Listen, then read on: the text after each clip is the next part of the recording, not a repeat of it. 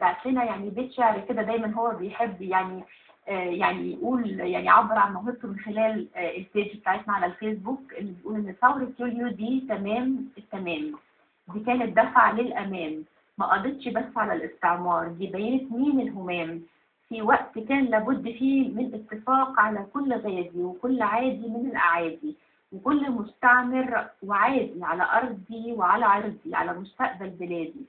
وجه اليوم الفاصل اللي كسر المفاصل وجاب معاه وياه لينا إصلاح زراعي واقتصادي ومجانية في التعليم، ومجانية في تعليم ولادي وتطور في شتى بلادي. ثورة يوليو دي تمام، دي كانت دفعة للأمام، ما قضتش بس على الاستعمار، دي بينت مين الهمام، الشاعر وليد محبوب. شكرا ليك يا أستاذ وليد، ودايما كده بتمتعنا بكلمتك الحلوة. ونطاقة نجاحها وتألقها وشهرتها ونجوميتها كلها اتحققت من خلال وجودها في مصر. نشوف مع بعض سميرة سعيد من خلال سجل ولا ما سجلش؟